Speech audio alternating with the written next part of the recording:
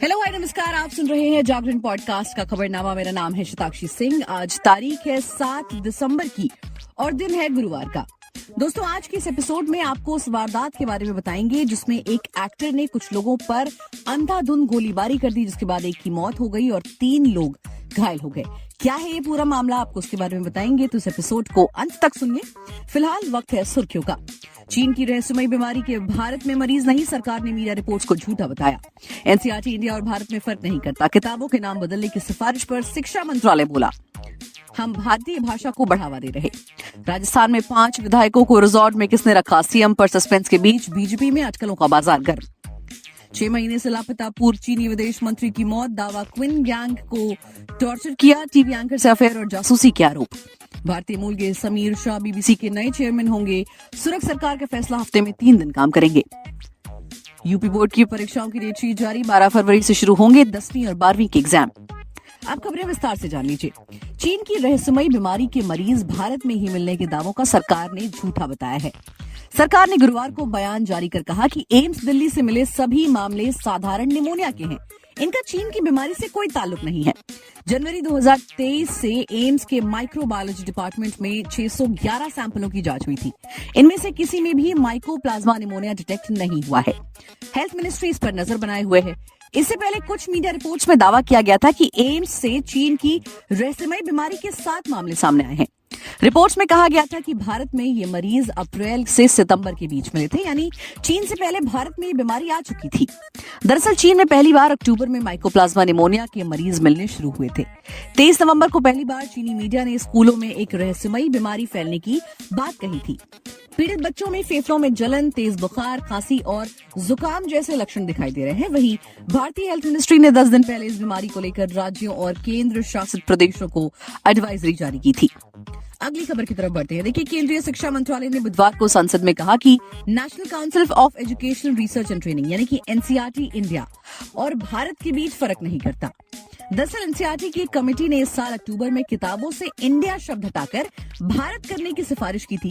संसद के शीतकालीन सत्र के तीसरे दिन केंद्रीय शिक्षा राज्य मंत्री अन्नपूर्णा देवी ने राज्यसभा में इस मुद्दे पर जवाब दिया। उन्होंने कहा कि देश का संविधान इंडिया और भारत दोनों आधिकारिक नामों को समान रूप से मान्यता देता है। एनसीईआरटी दोनों नामों में अंतर नहीं करता है। हालांकि अन्नपूर्णा देवी ने कहा कि हमारा देश कॉलोनियल माइंडसेट से बाहर निकल रहा है। हम भारतीय भाषा के शब्दों के इस्तेमाल को प्रोत्साहित कर रहे हैं। एनसीईआरटी ने नई शिक्षा नीति के तहत सिलेबस में बदलाव के लिए 19 सदस्यों की एक कमेटी बनाई थी। इस कमेटी ने ही देश का नाम इंडिया के बजाय भारत लिखने का सुझाव दिया था। कमेटी के अध्यक्ष CII जैक ने 25 अक्टूबर को बताया था कि भारत का जिक्र विष्णु पुराण जैसे ग्रंथों में है, जो 7000 साल पुराने हैं। इंडिया नाम आमतौर पर ईस्ट इंडिया कंपनी और 1957 के पलासी के युद्ध के बाद इस्तेमाल होना शुरू हुआ। ऐसे में देश के लिए भारत नाम का ही इस्तेमाल किया जाना चाहिए। चलिए बात कर लेते हैं मौसम की। उत्तर भारत में सर्दी का सितम बढ़ने वाला है। वहीं उत्तर प्रदेश, महाराष्ट्र, बिहार और झारखंड के कई इलाकों में आज कई जिलों में बारिश की आशंका जताई गई है। मौसम विभाग के अनुसार 7 दिसंबर से 10 दिसंबर तक उत्तर भारत का मौसम शुष्क रहेगा, लेकिन फिर 11 दिसंबर से एक पश्चिमी विक्षोभ सक्रिय होने से मौसम में बदलाव होगा। दक्षिण आंध्र तट से टकराने के बाद मिचोंग तूफान अब कमजोर हो चुका है। हालांकि पिछले 24 घंटे के दौरान तूफान की वजह से कई राज्यों में अच्छी बारिश हुई। राष्ट्रीय राजधानी दिल्ली की बात करें तो आज यानी 7 सितंबर को दिन भर मौसम साफ रहने की संभावना है।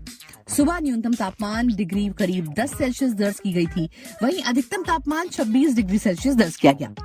मौसम विभाग द्वारा जारी किए गए ताजा पूर्वानुमान के अनुसार 11 दिसंबर से एक बार फिर पश्चिमी विक्षोभ सक्रिय होगा। इसके कारण प्रदेश के ऊंचे क्षेत्रों में बर्फबारी और निचले क्षेत्रों में कुछ जगहों पर बारिश की संभावना जताई गई है।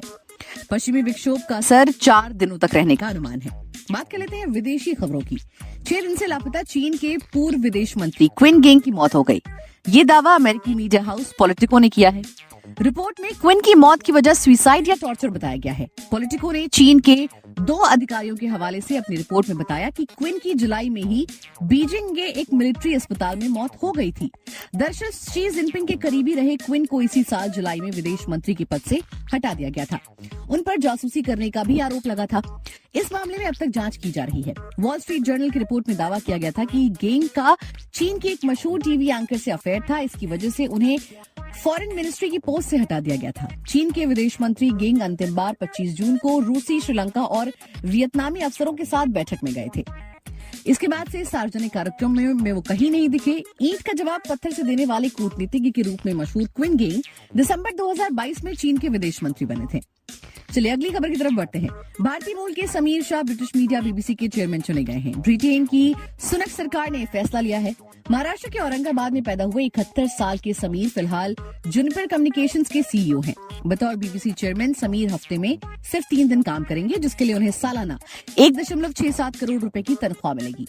शाह इससे पहले बीबीसी के बोर्ड ऑफ डायरेक्टर के पद पर रह चुके हैं। वो बीबीसी में राजनीतिक और करंट अफेयर से जुड़े मामलों के अहम भूमिका निभा चुके हैं। शाह को टेलीविजन में सेवाओं के लिए 2019 में महारानी एलिजाबेथ ने CBE यानी commander of most excellent order of the British Empire award से सम्मानित किया था। शाह का बीबीसी में रिचर्ड शार्प की जगह लेंगे, जिन्हें पूर्व प्रधानमंत्री बोरिस जॉनसन के साथ बातचीत लीक होने और मामले में जांच शुरू होने के बाद इस्तीफा देना पड़ा था। शाह इससे पहले 2007 और 10 के बीच नॉन एग्जीक्यूटिव डायरेक्टर के पद पर रह चुके हैं। शाह पर बीबीसी के मिशन इन्फॉर्म, एजुकेट और एंटरटेन को पूरा करने की जिम्मेदारी होगी। इसके अलावा सरकार के साथ लाइसेंस फीस को लेकर भी शाह चर्चा करेंगे। आधिकारिक तौर पर बीबीसी के चेयरमैन का पद संभालने से पहले ब्रिटेन के अलग अलग कुछ सांसद शाह से सवाल जवाब करेंगे। अगली खबर की तरफ बढ़ते हैं। देखिए, देश में व्हाइट कॉलर जॉब करने वालों के लिए बड़ी खबर सामने आ रही है। आज जारी हुई एक रिपोर्ट के मुताबिक IT, सॉफ्टवेयर, टेलीकॉम और शिक्षा क्षेत्रों में अक्टूबर-नवंबर के दौरान कम भर्तियां हुई हैं। इनमें सालाना आधार पर 12% की गिरावट देखी गई है। नौकरी जॉब स्पीक इंडेक्स के अनुसार अक्टूबर-नवंबर महीने के दौरान व्हाइट कॉलर जॉब में 2433 जॉब पोस्टिंग के साथ 12% की गिरावट आई थी, जो कि एक साल पहले इसी अवधि में 2781 थी। अक्टूबर-नवंबर 2023 के दौरान टेलीकॉम में 18%, शिक्षा में 17% और रिटेलिंग सेक्टर यानी कि खुदरा बिक्री क्षेत्रों में 2022 की तुलना में 11% तक की कम हायरिंग हुई। वहीं हॉस्पिटैलिटी, ट्रैवल, ऑटो और ऑटो सहायक जैसे क्षेत्रों में नियुक्ति स्थिर रही है। अब रिपोर्ट के मुताबिक अक्टूबर-नवंबर में IT क्षेत्र में कुल नियुक्तियां पिछले साल के समान महीनों की तुलना में 22% कम थी।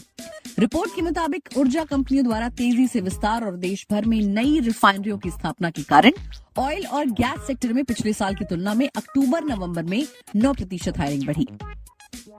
चलिए आपको बता दें कि यूपी बोर्ड के 10वीं और 12वीं के एग्जाम 12 फरवरी से शुरू हो जाएंगे। माध्यमिक शिक्षा परिषद उत्तर प्रदेश ने एग्जाम का कंप्लीट शेड्यूल जारी किया है। 10वीं का पहला पेपर हिंदी का है, जबकि 12वीं का पहला एग्जाम सैन्य विज्ञान का है।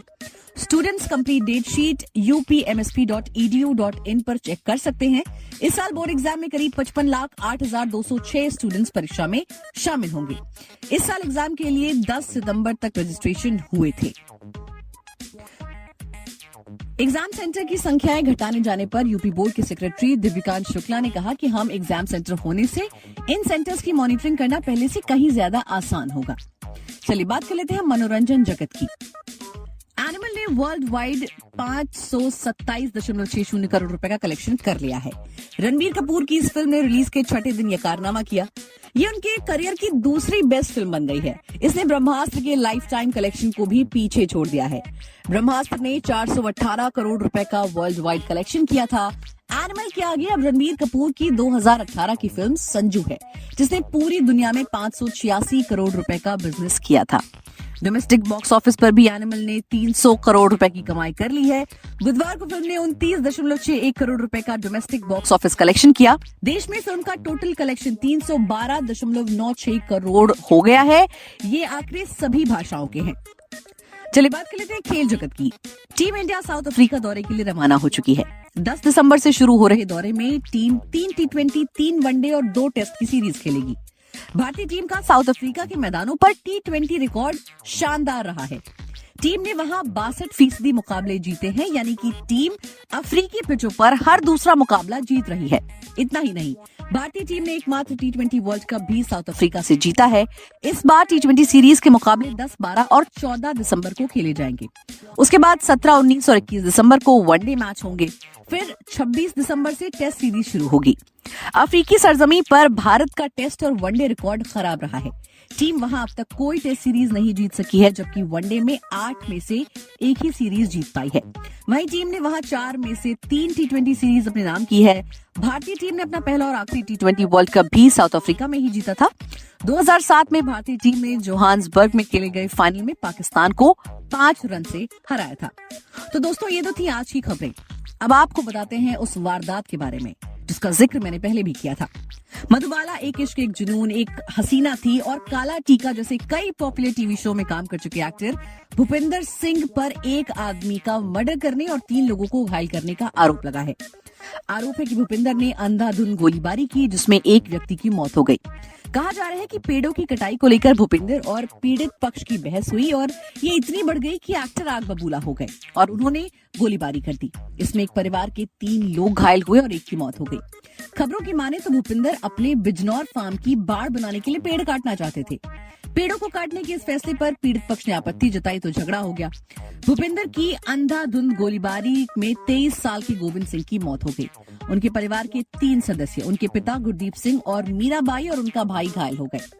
एक्टर भूपिंदर सिंह अभी 54 साल के हैं। उन्होंने 857 क्रांति, ये प्यार ना होगा कम, तेरे शहर में और रिश्तों का चक्रव्यूह जैसे पॉपुलर टीवी शोज में काम किया है।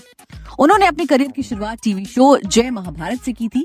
मृतक के चाचा ने कथित तौर पर भूपिंदर और उसके सहयोगियों के खिलाफ शिकायत दर्ज करवाई है। टाइम्स ऑफ इंडिया की एक रिपोर्ट की माने तो भूपिंदर और उनके सहयोगियों पर आईपीसी की धारा 302 यानी कि मर्डर, 307 मर्डर की कोशिश, 323 जानबूझकर चोट पहुंचाना, 504 उकसाना और 34 कई व्यक्तियों द्वारा आपराधिक क्राइम के तहत आरोप लगाए गए हैं। पुलिस ने भूपिंदर का आर्म लाइसेंस रद्द करने की कार्रवाई शुरू कर दी है। इसी रिपोर्ट में आगे बताया गया है कि भूपिंदर हाल ही में बिजनौर स्थित कुआंखेड़ा वाले अपने घर पर लौटे थे। यूकेलिप्टस के कुछ पेड़ों को काटने के कारण ये पूरा विवाद हुआ। उनके और पड़ोसियों के बीच पिछले काफी समय से ये विवाद चल रहा था, जो कि अब आगे जाकर बहुत बढ़ गया। फिलहाल भूपिंदर हिरासत में है, उन पर कार्रवाई चल रही है। आगे जो भी फैसला होगा वो हम आपको जरूर बताएंगे। तो आज के इस एपिसोड में फिलहाल इतना ही। देश और दुनिया की तमाम खबरों को जानने के लिए जुड़े रहिए हमारे साथ और सुनते रहिए जागरण खबरनामा।